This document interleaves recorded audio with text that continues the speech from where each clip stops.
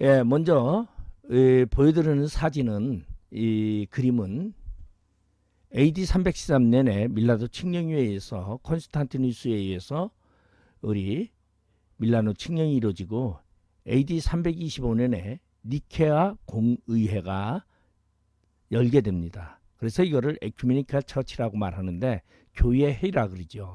그래서 제1차 교회 회의가 바로 니케아에서 일어나게 되는데 이때 참석한 교부들의 모습을 그린 그림입니다.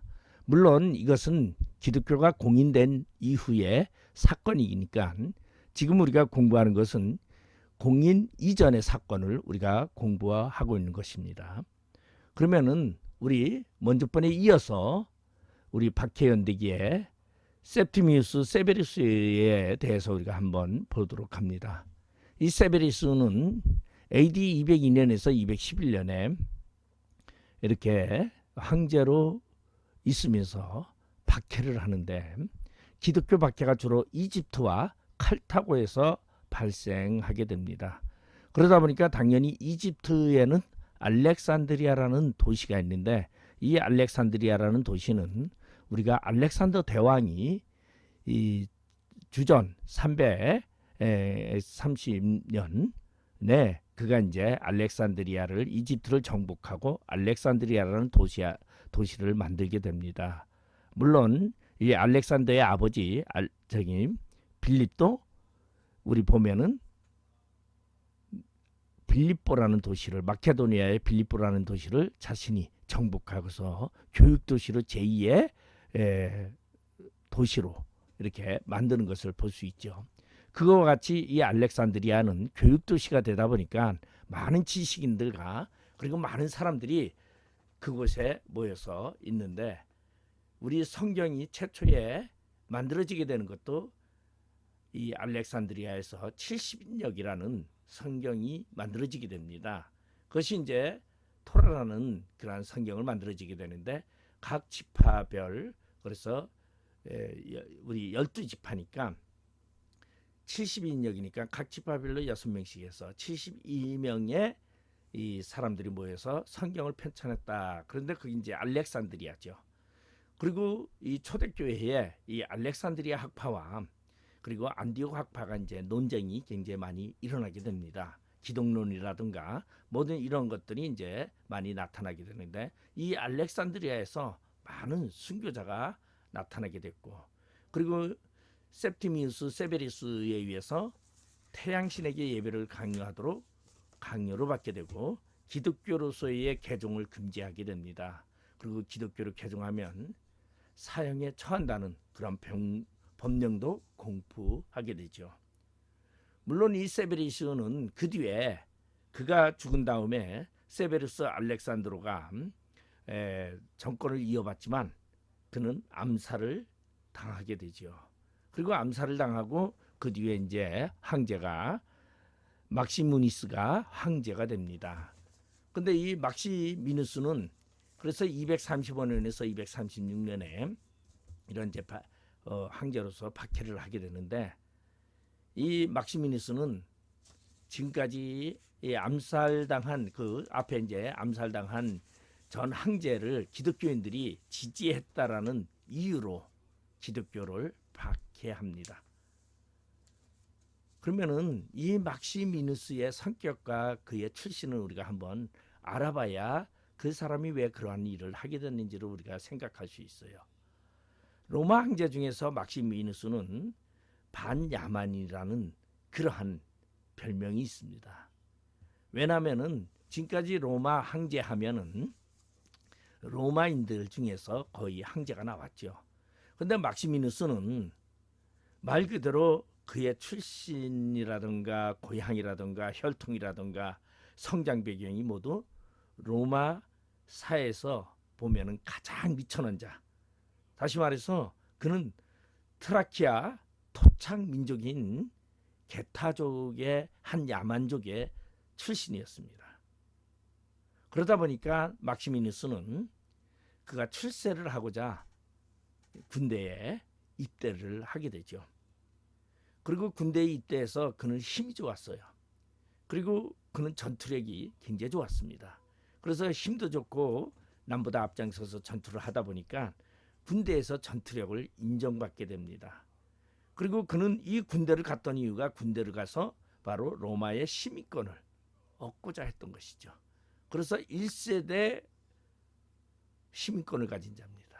그러니까 다른 사람들은 몇 대를 흘러서 이렇게 이제 로마 시민권을 가지고 있었지만 막시미누스는 당대 자신이 로마 시민권을 취득한, 그리고 군대에 들어가서, 그리고 군대에서 이제 우리 보면은 이 세르미스 알렉산드리아루가 암살당하면서요.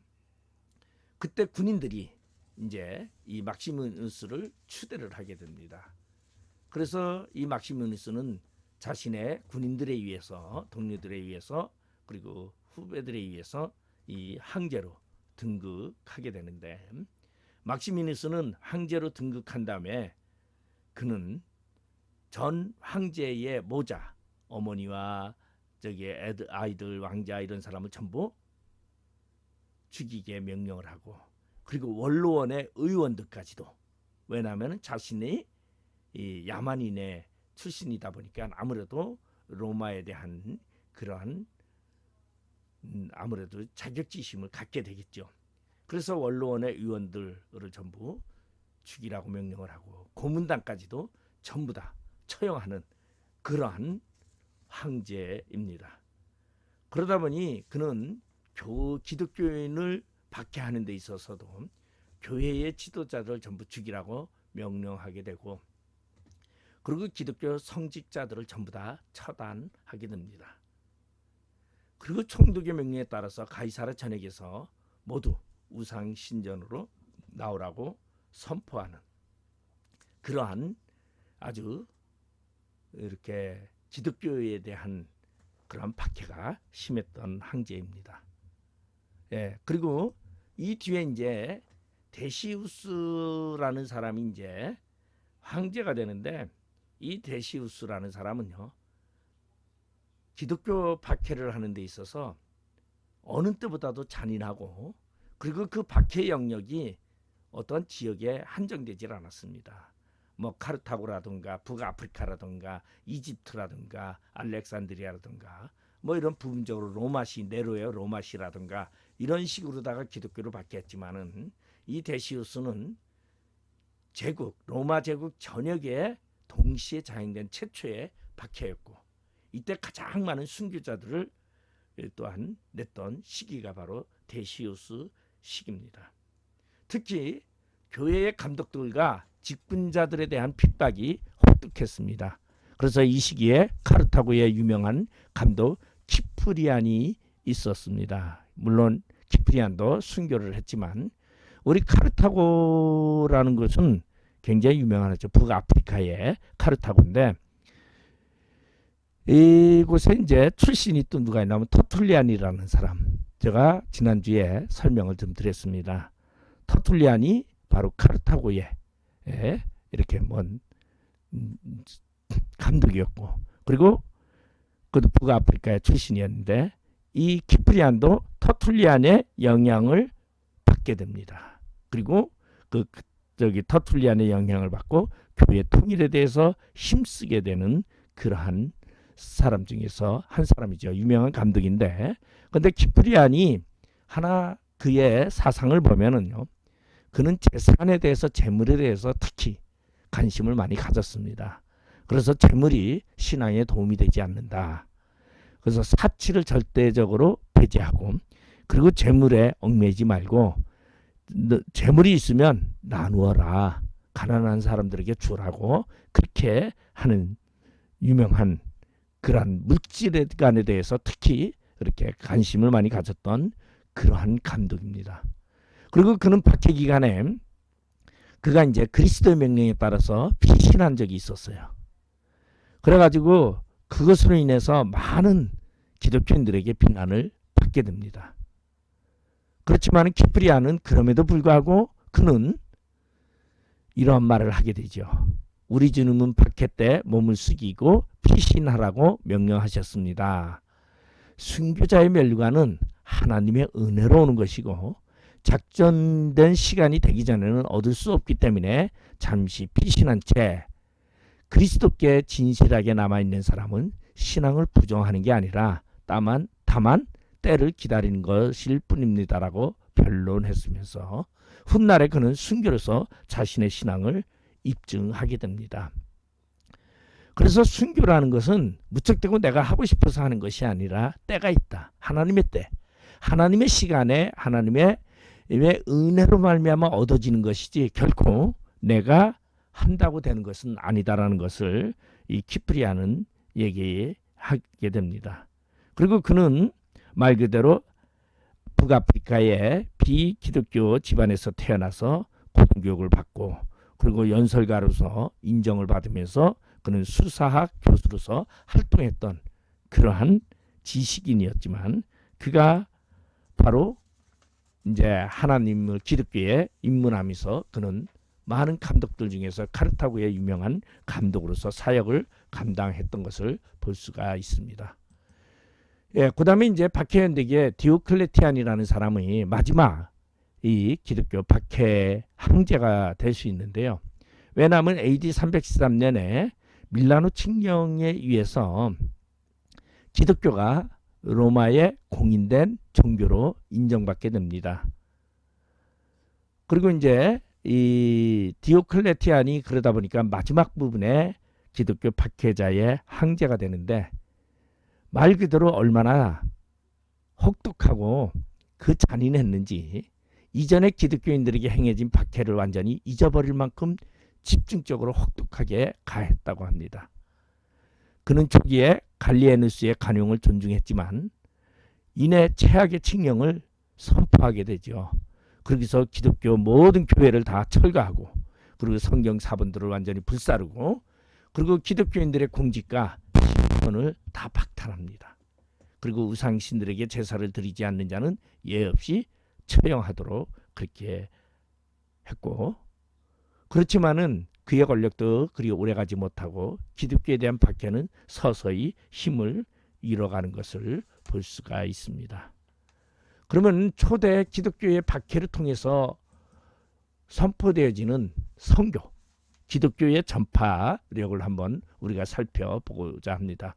그래서 박해로 인한 기독교 전파, 오랜 기간의 기독교 박해가 있었지만은 기독교인의 신앙을 꺾을 수가 없었다. 말 그대로 AD 64년에 네로가 로마의 대하제를 통해서 기독교를 박해하기 시작을 하고 그리고 로마시 안에 있는 그런 14구역 중에서 10구역이 불나고 그 나머지 4개 구역이 남아있지만 그곳에 바로 기독교인들이 산다라고 살고 있었기에 기독교인들이 방어를 했다. 그렇게 해서 기독교인을 핍박했지만 결국은 기독교인이 사라지는 것이 아니라 도리어 더 그들이 순교를 각오를 하게 되고 도미티안 때는 말 그대로 기독교인들이 카타콤이라는 공동묘지를 그들의 예배 처소로 삼고 그들이 더욱더 결실을 가지면서 기독교 신앙을 이어가게 됩니다. 그리고 그들의 순교는 죽음을 두려워하지 않는 모습에서 믿는 사람의 수가 점점 더해갑니다. 왜냐하면은 많은 사람들이 기독교인들이 순교하는 모습을 보고 도저히 이해할 수 없었습니다. 저들은 어떠한 것에 이끌려 저렇게 평화롭게 죽을 수 있을까? 그래서 많은 사람들은 그 순교당하는 그 기독교인들의 모습을 보면서 기독교에 호감을 갖게 되고 점점 기독교에 대해서 믿는 신앙인들이 많아졌다는 것을 볼 수 있어요. 그래서 박해로 인해서 기독교가 몰락하는 것이 아니라 점점 붕해갔다는 것을 볼 수가 있습니다. 그리고 기독교 문화, 교회 조직과 권진과 교리의 발전과 공동예배가 더욱 부흥되게 됩니다. 물론 이때 공동예배는 이제 성찬식이라는 것이 떡과 포도주를 나눈 것이 아주 매 모임 때마다 있었던 것을 볼 수가 있어요. 그리고 그들은 하나의 공동체로 그들은 서로를 이해하고 돕고 협조합니다. 그래서 순교에 동참하며 공동체의 협력과 돌봄과 나눔이 생활이 되며 하늘을 바라보게 됩니다. 그래서 순교한 자들이 있으면 그 가족들과 그 자녀들을 그들이 그 공동체에서 기독교 공동체에서 그들을 돌보며 서로 생활로 나누며 물질을 나누고 그리고 하늘을 소망하면서 살았던 것입니다.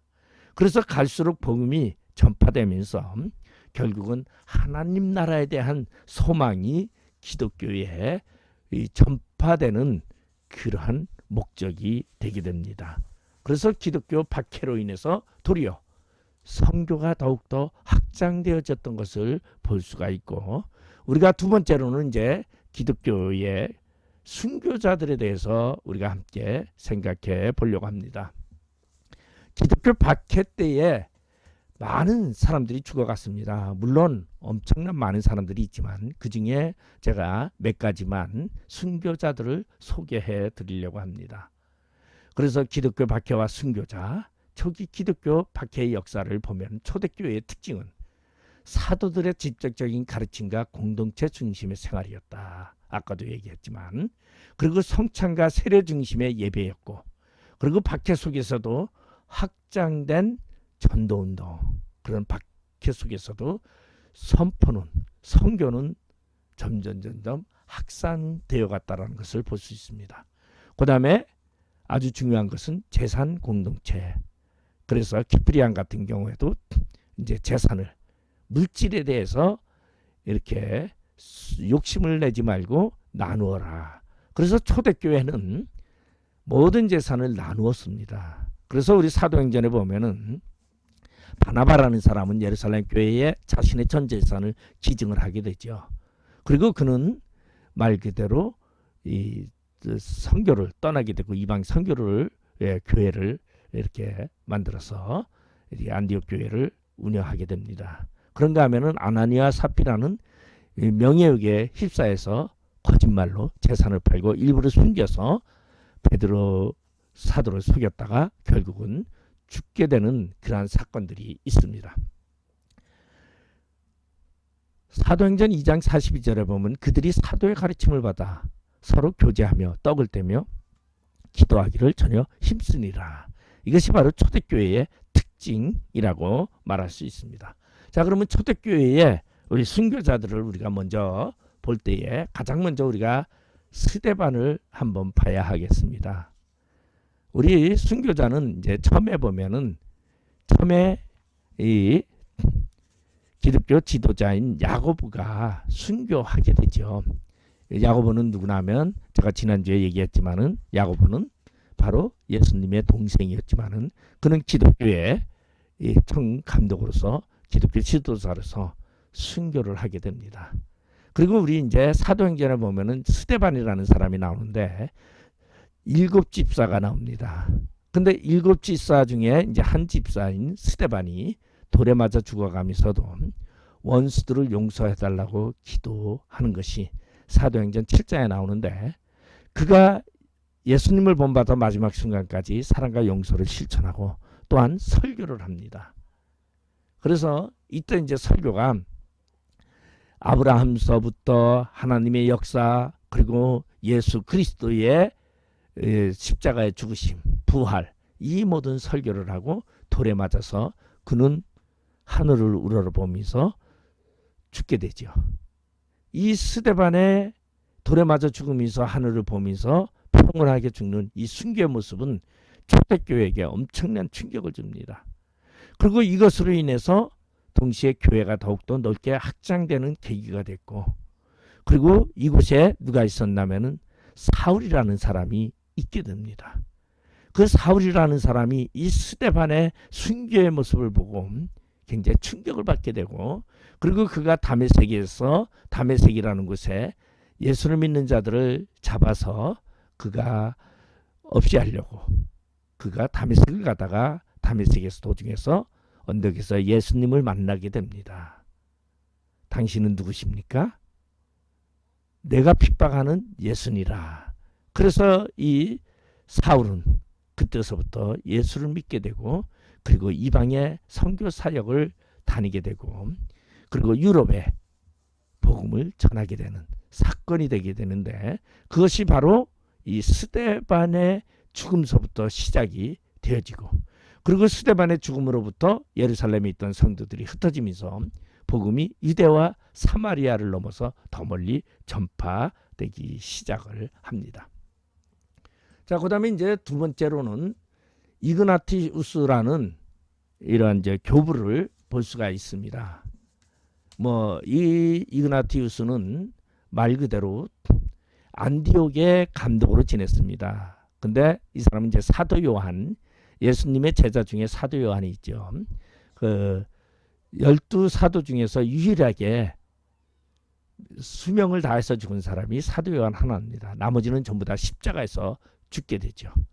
그런데 이 안디옥 교회의 감독을 지냈던 이 이그나티우스가 이제 로마 황제 트라이안에 의해서 로마로 불리게 됩니다. 그래서 로마의 원형 경기장에서 콜로세움 경기장에서 그는 맹수에게 찢겨져서 맹수의 밥이 되는 사건입니다. 이 이그나티우스는 예수 그리스도의 성육신과 삼위일체를 부인하는 이단에 대해서 논박하게 되고, 특히 이단에 대해서 많이 잘못됐음을 논쟁을 하고 글도 저서로 많이 남기게 됩니다. 그리고 이그나티우스는 이제 이 안디옥에서 로마로 끌려가는 동안에, 로마 군병의 10명에 의해서 끌려가는 동안에 편지를 쓰게 되는데, 그 서신이 7개 서신이 있었다고 지난 시간에 제가 설명을 드렸습니다. 그리고 로마 황제 트라이안에 의해서 그는 이 로마로 콜로세움이라는 경기장으로 끌려가게 되죠. 물론 이 콜로세움 경기장은 베스파시안에서 바로 네로가 죽고 베스파시안이 로마의 황제가 됐을 때에 네로 왕궁에 있는 연못을 이 경기장으로 만들게 돼서 백성들에게 내어주는 그러한 곳이 이제 바로 이 원형 경기장 콜로세움인데, 이 콜로세움에 노동한 노예들은 거의 유태인들이었습니다.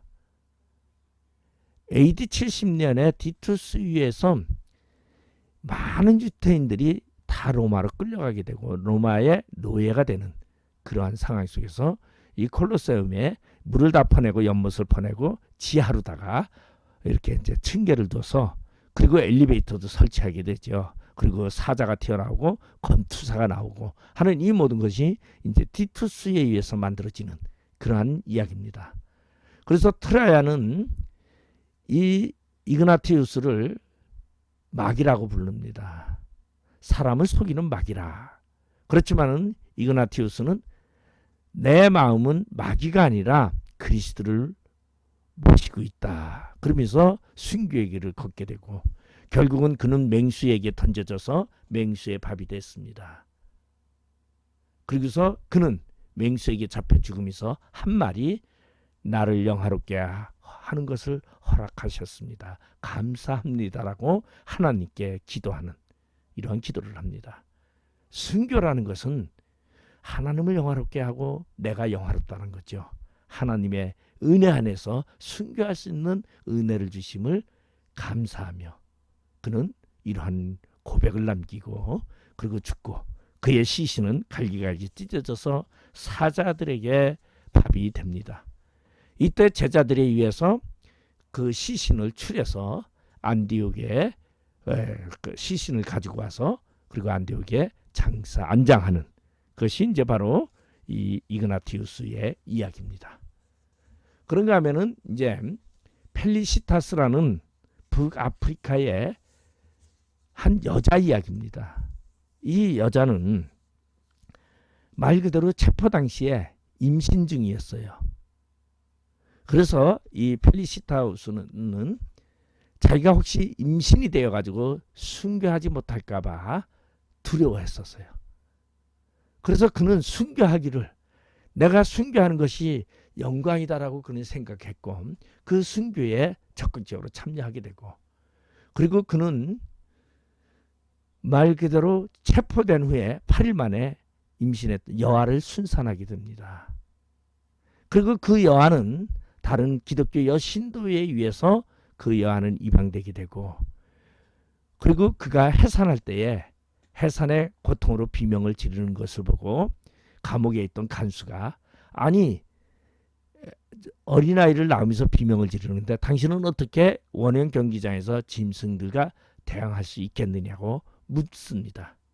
그때 그녀의 답변은 당시 순교에 관한 기독교인들의 입장을 대변하는데 뭐라고 하냐면, 현재 나의 고통은 나의 것에 지나지 않는다.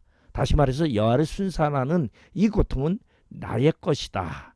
그러나 야수를 대항할 때에는 또 다른 이가 내 가운데 역사하실 것이다. 내가 그를 위해 고난을 당하니 그가 내 대신 또한 고통을 받으실 것이 틀림이 없다라고 고백합니다. 바로 순교는 내가 하는 것이 아니라 하나님의 은혜로 되는 것이라고 고백하면서, 펠리시타스는 말 그대로 그는 순교의 자리에 당당히 나가서 결국은 짐승의 야수에 잡혀 먹히는 그러한 순교를 당했던 북아프리카의 출신인 이 여인이 있습니다. 그 다음에 이제 세 번째로 제가 이제 여러분에게 소개하는 것은 알렉산드리아의 오리겐을 소개하는데, 이 알렉산드리아의 오리겐은요, 알렉산드리아 학파의 가장 유명한 학자입니다. 그러니까 교부이면서 신학자지요. 교회가 낳은 가장 위대한 교사와 지식인 중에 하나였습니다. 그는 185년경에 알렉산드리아의 기독교인 가정에서 태어난 첫 번째 교부라고 할 수 있습니다. 그리고 202년에 핍박이 일어났을 때 그의 아버지 오리겐의 아버지도 순교를 하게 됩니다. 그래서 첫 번째 순교자 중에 한 사람이죠. 그리고 오리겐은 그 아버지의 순교를 위해서 자신도 그 길을 걷게 됩니다. 그리고 오리겐의 명성은 18세 때에 클레멘트의 후계자로 성장되면서 자신의 개인 생활을 엄격한 금욕적인 반면에 그는 히브리어라든가 성경문학과 철학을 공부하게 됩니다. 그리고 다시우스 핍박 아래 250년경에 그는 투옥되어 고문을 받았고 그 영향으로 곧바로 죽게 됩니다. 오리겐은 초기 기독교 신학의 가장 창조적이며 논쟁을 일으킨 인물 중에 한 사람으로서 그는 기독교 기반으로부터 시작했지만 기독교와 헬라 학문을 조화시키려고 노력했던 그러한 교부라고 말할 수 있습니다. 다음에 또 한 분은 제가 여자를 한 분을 여인을 또 한 분 소개시켜 드리려고 하는데, 세실리아라는 여인입니다. 이 세실리아라는 여인은 로마 원로원 가문에서 태어났습니다. 아유, 로마의 귀족이죠. 그리고 어릴 때부터 하나님께 자신의 몸과 마음을 바치겠다고 서약을 해요. 그리고 평생 순결하게 살아갈 것을 하나님께 서약을 했습니다. 그런데 집안의 강요로 인해서 결혼을 하게 됩니다. 그러니까 자신은 절대 동정으로 하나님을 섬기고 하나님께 자신의 순결을 바치겠다고 그렇게 서약을 했는데, 그는 집안에 의해서 남편에는 발레리아누스라는 청년과 결혼을 하게 됩니다. 그래서 그는 결혼을 하고 그는 그의 남편 되는 발레리아누스에게 이야기를 합니다. 나는 하나님께 내 동정을 바치기로 나는 서약을 한 사람이다. 그리고 나는 수호천사가 나 자신을 보호하고 있다. 절대 나를 내 동정을 뺏어갈 수 없다라고 이야기를 하고, 그리고서는 수호천사가 나를 끝까지 지켜줄 것이라는 그 이야기를 할 때 그의 남편 발레리아누스는 이렇게 이야기를 합니다. 세실리아에게. 그러면 당신을 지키는 수호천사를 내가 보게 해달라. 그럼 내가 당신을 내 몸에 지켜가면서 당신이 하나님께 바친 동정을 이어갈 수 있게 하겠다. 그러자 이제 이 세실리아는 누구냐면 그때 교황이 있던 우르바노 1세에게 소개를 합니다. 그리고 우르바노 1세에게 보내서 이 자기 남편 발레리아누스를 그곳에 보내서 공부하게 하고, 그리고 발레리아누스는 그곳에 가서 공부를 하면서 하나님을 만나게 됩니다. 수호천사를 만나게 됩니다. 그래서 같이 발레리아누스도 함께 세실리아와 함께 기독교의 복음을 위해서 일하게 되고, 그리고 또한 이 세실리아의 동생인 티브루시우스라는 사람도 기독교로 바로 세실리아가 개종시켜서 믿음을 가지고 함께 그들은 믿음을 지키다가 순교하게 됩니다. 그래서 세실리아, 그의 남편 발레리아누스, 그리고 그의 동생 티브루시우스가 전부 다 순교하는 자리에 가게 됩니다. 근데 아주 이 세실리아의 순교 내용을 보면은 아주 처참합니다. 세실리아는 자신 역시 우상 숭배를 거절했기 때문에 이 사람들이 어디다가 그를 가져뒀냐면 열증기, 아주 뜨거운 열기가 나는 그러한 그 열증, 지금 뭐 사우나 같은 그런 모양이겠죠. 그런데 이제 거기에 증기를, 아주 그냥 뜨거운 증기를 뿜어댑니다. 그 목욕실에 가두어 두고서, 좁은 목욕실에 가두어 두고 증기를 뿜어대는데 24시간 뿜어대면 거의 모든 사람이 죽습니다. 그래서 사람들이 세실리아가 죽었을 것이라고 생각하고 24시간 후에 가서 그 목욕실 문을 열었는데 이 세실리아가 기적적으로 살아 있었습니다. 그래서 이 세실리아를, 그를 데려다가 또 목을 치게 됩니다. 그 참소형으로. 그래서 목을 치는데 3번이나 칼로다가 목을 쳤는데 그의 목이 말 그대로 끊어지지도 않고 생명을 보존하게 돼요. 그러고서는 그는 그때에 이제 자신의 모든 재산을 교회와 극빈자에게 나눠주고 3일 후에 죽습니다. 그리고 자신의 집을 교회로 바치는 그러한 여인이었죠. 그래서 지금도 카타콤에 있는 세실리아의 조각상을 통해서 많은 사람들이 예수님을 향한 그녀의 순결한 사랑과 순교 신앙을 되새기고 있습니다. 그래서 카타콤에 이 세실리아의 조각상을 두고서 하나님을 향한 순결성에 대해서 이렇게 상징적으로 나타내고 있는 그러한 사람입니다. 다음에는 이제 우리 폴리갑은 서머나 교회의 감독이었습니다. 사도 요한의 제자였고, 그리고 이 폴리갑이 이제 죽은 후에, 순교당한 후에 이레니우스가 이제 또 이 서머나 교회의 감독이 되죠. 이 서머나 교회의 감독으로 있었던 이 폴리갑은 아주 AD 155년경에 아주 심한 기독교 박해가 일어나게 되는데, 그때에 이 서머나 교회의 많은 교인들이 순교의 현장에 죽어갑니다. 그리고 이 폴리갑도 10번째로 서머나 교회에서 10번째로 순교를 당하게 되는데, 그 서머나의 통치자, 지방의 통치자가 이 폴리갑을 존경했습니다. 그래서 폴리갑을 회유하고자 이야기를 합니다. 당신이 만약에 한 번만 예수를 모른다고 부인하라. 그리하면 살려주겠다. 그 후에는 무슨 일을 하든지 상관하지 않을 테니 제발 한 번만 부인하라고 강권합니다. 그때 폴리갑은 조금도 흔들림이 없이 유명한 명언을 남기게 되죠. 그래서 우리 기독교계에서는 이 폴리갑의 이 명언이 굉장히 아주 남아 있습니다. 그래서 뭐 전도사 시험을 치거나 뭐 이런 거를 할 때 이 명언이 꼭 나오게 됩니다. 나는 86년간 살아오면서 예수님은 나를 단 한 번도 모른다고 하지 않으셨는데 내가 어떻게 그분을 모른다고 할 수 있겠느냐. 결국은 한 번만 부인하면 살려주겠다는 것도 부인하고, 그는 순교의 길을 택하고 결국은 화영터로 가게 됩니다. 그래서 장작더미 위에 올라가서 불과 함께 그는 순교를 당하는 그러한 자가 됐습니다. 자, 그 다음에 이제 7번째는 터툴리안.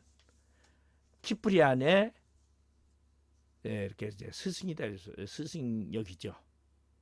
키프리안이 터툴리안을 이제 존경하고 그분에게 배웠으니까 북아프리카 카르타고의 비기독교 가정에서 태어나고, 그의 아버지는 총독관저의 백부장이었습니다. 그러니까 군부대를 말하고 있어요. 백부장, 천부장.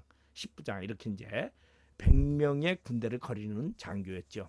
그는 로마에서 법률가로서 이름을 날리고 있을 40대의 예수를 영접하게 됩니다. 그 계기는 AD 195년에 그리스도인들이 신앙을 지키기 위해서 순교하는 모습을 보고 감동을 받아서 그런 기독교인이 되게 됩니다. 그리고 터툴리아는 초대교회의 교부이자 평신도 신학자였고 그는 법학, 수사, 철학을 공부한 사람이었습니다. 그는 법률적인 사고를 신학에 적용하여서 신학을 체계화시켰습니다. 그래서 이 터툴리아는 교회의 아버지라고도 말하고 있습니다. 바로 삼일체에 대해서도 그는 이야기를 하고 정립을 하고 그리고 라틴어로다가 신학 용어를 만들다 보니까 오늘날까지도 이 카톨릭에서 모든 의식은 라틴어로 행하고 있습니다. 그래서 그 라틴어 문체는 중세교회 라틴어의 표본으로 간주되었고 그리고 그는 라틴 신학의 원조라고 말할 수 있죠. 그래서 교회의 아버지였고 그는 결국은 순교 모습을 보고 순교했던 그런 사람입니다. 마지막으로 제가 이제 유스티누스라는 사람을 소개해 드리려고 합니다. 그는 헬라인 부모 아래 태어난 유스티누스입니다. 근데 이 유스티누스는 말 그대로 사마리아 나블루스라는 곳에서 태어나게 돼요. 그런데 이 사람은 이제 철학에 대해서 관심이 많아가지고 철학을 찾아다닙니다. 그래서 그 당시에 스토아 학파, 소요 학파, 피타고라스 학파 뭐 이런 것을 찾아다니면서 인생의 문제를 해결하려고 했지만 만족을 얻지 못하게 되죠. 그리고 그는 이제 플라톤 학파를 만나게 되면서 플라톤은 이제 이원론 주장을 하는데 그 플라톤을 접하면서 그의 사상에 많은 진보를 했다고 그는 느낍니다. 그리고서는 AD 130년경에 그는 에베소 교회에서 세례를 받게 됩니다. 그리고 그는 황제에게 기독교 신앙을 변증하기 위해서 이 변증서를 쓰게 됩니다. 그래서 호교론이라고도 말하죠. 제1호교론, 제1변증론, 그리고 또한 두 번째 이거를 보완해서 제2변증론을 또 써서 또한 황제에게 바칩니다.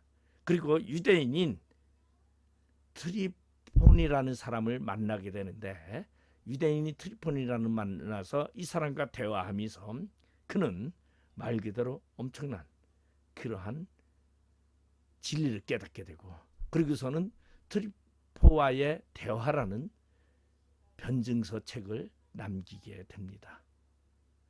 변증가라고 말할 수 있죠. 그래서 유스티누스는 변증가로서 그리고 그는 철학가로서 그리스도인이기 때문에 나는 철학자이다. 이러한 말을 남깁니다. 그리고 이성과 신앙의 조화를 강조했습니다. 이런 유스티누스는 루스티쿠스 총독대인 165년에 동료 6명과 함께 참수되어 가지고 순교를 당하게 됩니다. 그러니까 사마리아니까 이 팔레스타인에서 그는 사역을 했던 그러한 순교자 이야기입니다. 예, 많은 시간 여러분 고생하셨습니다. 오늘 기독교 박해와 순교자에 대한 이야기를 여러분에게 드렸습니다. 수고하셨습니다.